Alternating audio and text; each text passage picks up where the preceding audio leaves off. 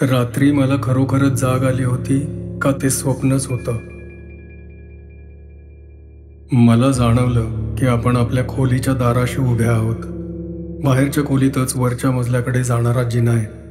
त्या जिन्याच्या पायथ्याशीच स्टुलावरती नैवेद्याची वाटी आहे. मधल्या हॉलमधला दिवा रात्रभर जळत असतो.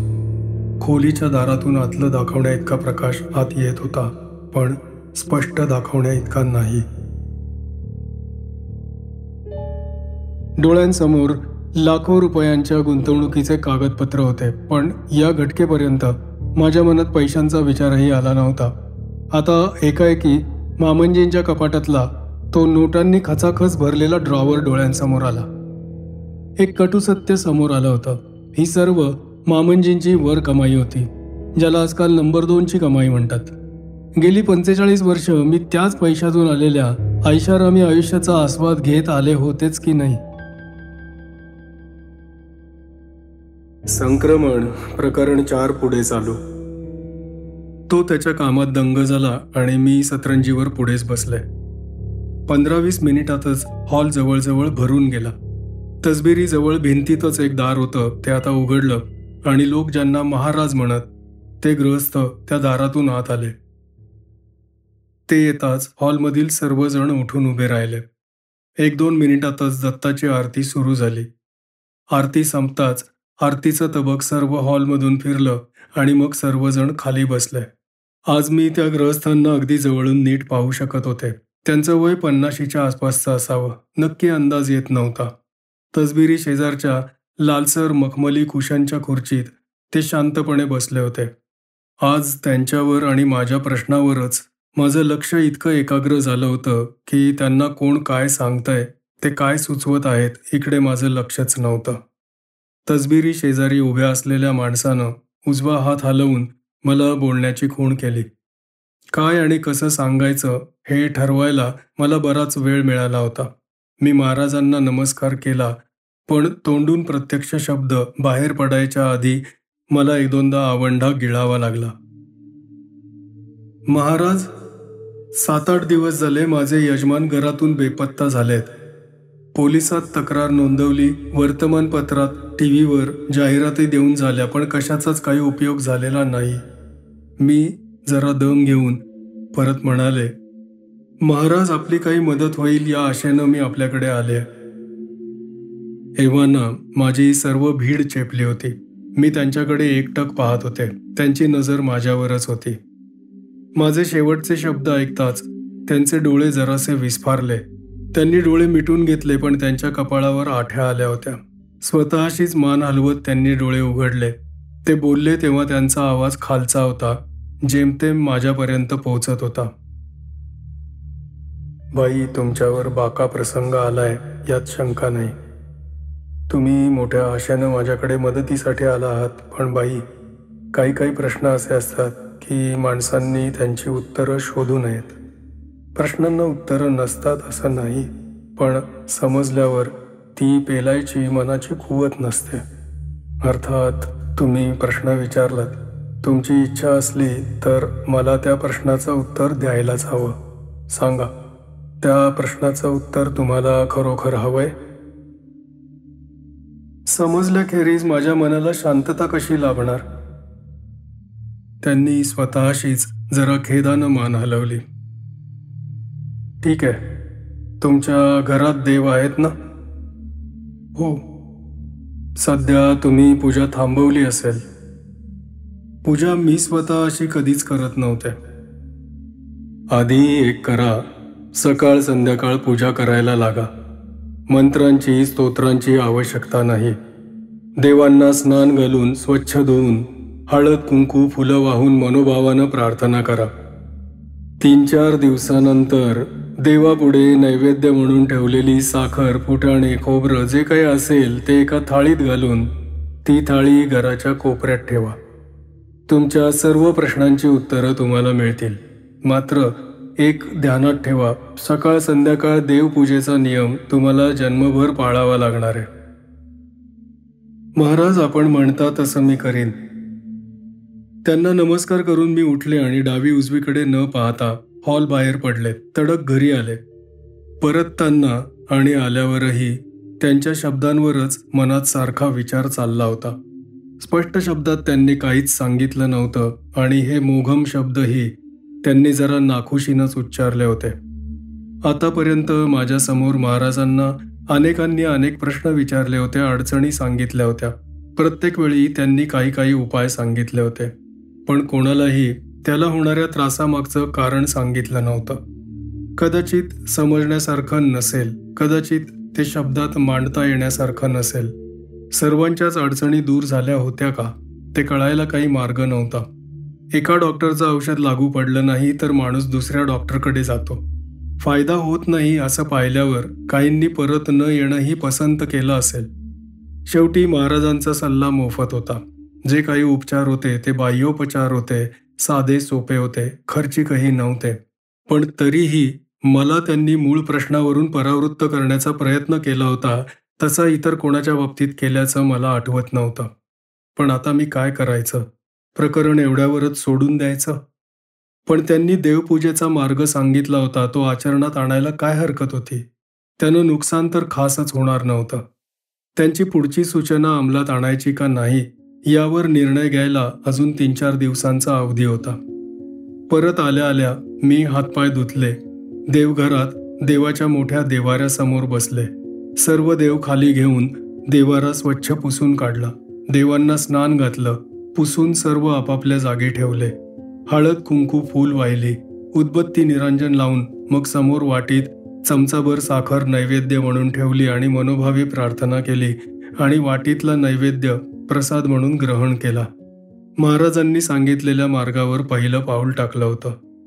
सकाळ संध्याकाळ पूजा हा क्रमच झाला होता. 4थ्या संध्याकाळी मी नैवेद्यासाठी 4 साखर फुटाणे घेतले होते. पूजा झाल्यावर ती वाटी मागच्या बाजूस वर जाणाऱ्या जिन्यापाशी एका स्टूलावर ठेवली. खरं तर ही साधी गोष्ट करण्यासाठी मनाला जरा नेटच लावावा लागला. महाराज म्हणाले होते, उत्तर पेलायची मनाची तयारी हवी. शेवटी याचा सोक्षमोक्ष करण्याचंच मी ठरवलं होतं. काय होणार आहे किंवा काही होणार आहे का नाही, कशाचीच कल्पना नव्हती. घरात वावरताना माझी नजर सतत त्या स्टूलावरच्या वाटीकडे जात होती. शेवटी सर्व दिनक्रम आटोपले. टीव्हीवरची रटाळ निरर्थक मालिका संपली आणि मी झोपायला गेले.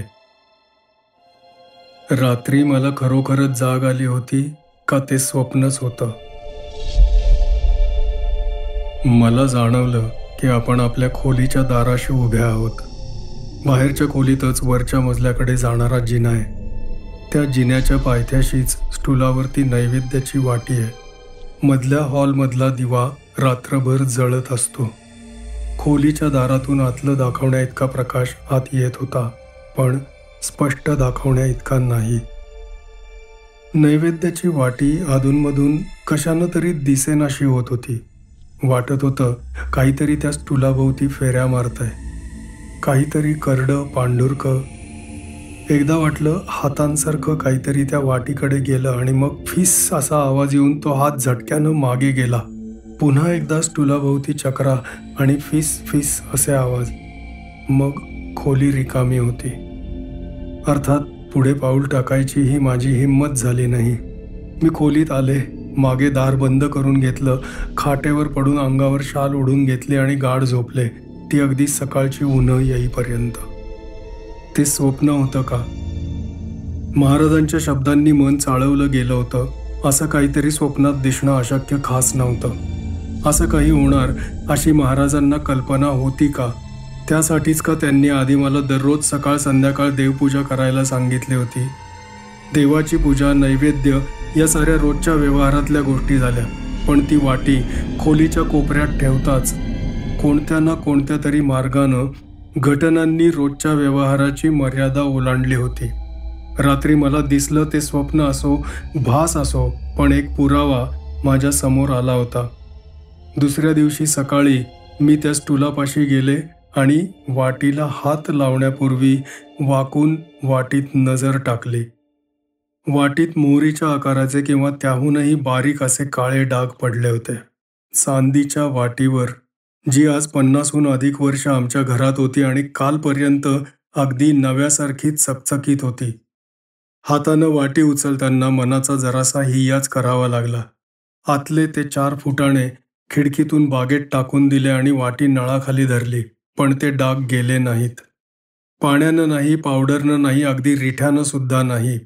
आता याला माझ्यापाशी काय स्पष्टीकरण होतं? एक साधी गोष्ट, एका वाटीवर पडलेले काही काही काळे डाग.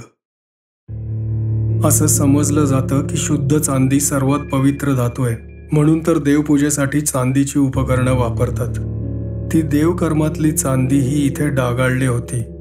महाराजांचे शब्द आठवले, उत्तरं मिळतील, पण ती पेलायची मनाची तयारी असायला हवी. माझ्या मनाची तशी तयारी होती का? कदाचित या मार्गावरचं हे पहिलं पाऊल असेल. पुन्हा वाटी तिथे ठेवली तर प्रकरणाची पुनरावृत्ती होणार होती का?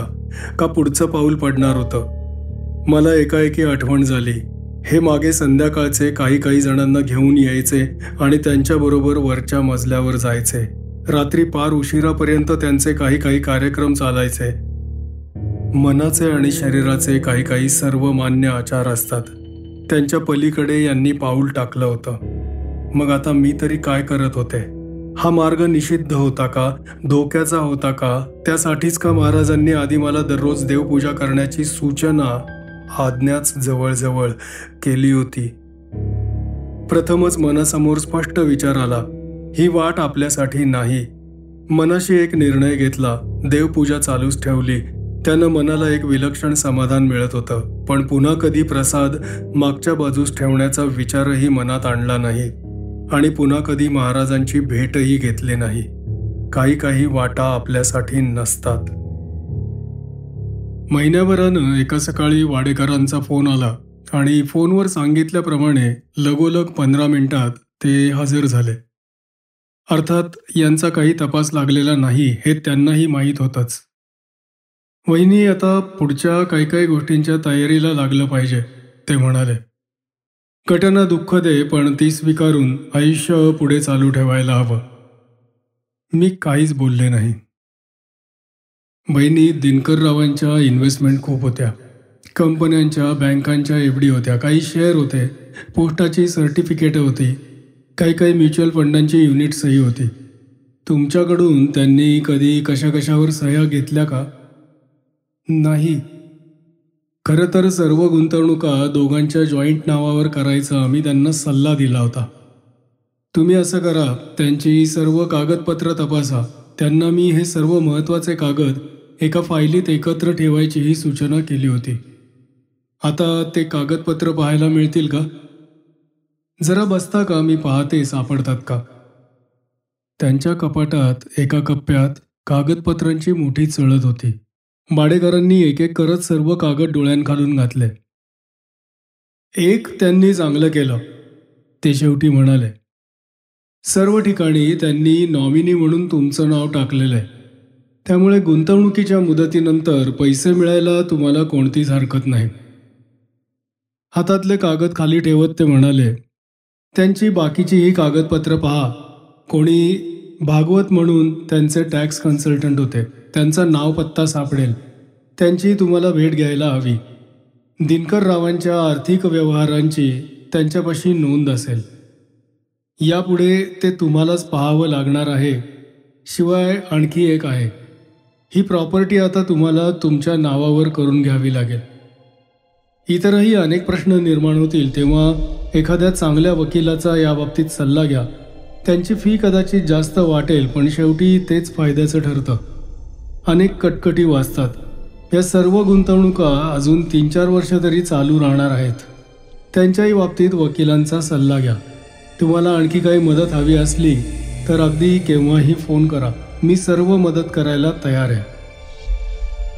वाडेकर गेल्यानंतर मी कितीतरी वेळ तिथेच बसून होते. डोळ्यांसमोर लाखो रुपयांच्या गुंतवणुकीचे कागदपत्र होते, पण या घटकेपर्यंत माझ्या मनात पैशांचा विचारही आला नव्हता.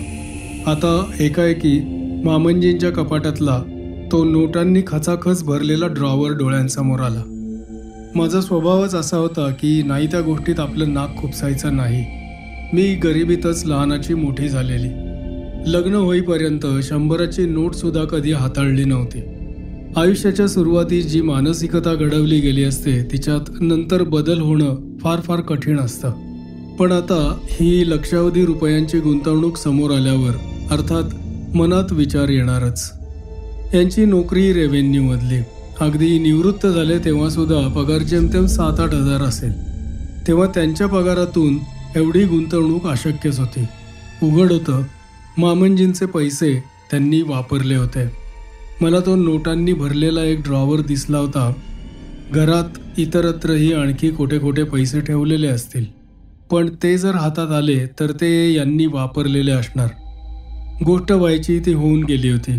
ती योग्य का अयोग्य यावर आता विचार मंथन करण्यानं काही फायदा होणार नव्हता. एक कटू सत्य समोर आलं होतं. ही सर्व मामनजींची वर कमाई होती, ज्याला आजकाल नंबर 2ची कमाई म्हणतात. गेली 45 वर्ष मी त्याच पैशातून आलेल्या ऐषारामी आयुष्याचा आस्वाद घेत आले होतेच की नाही. सुरुवातीस जेव्हा मला कशाचीच कल्पना नव्हती तेव्हा ते एखाद्या वेळी क्षम्य मानता आलं असतं.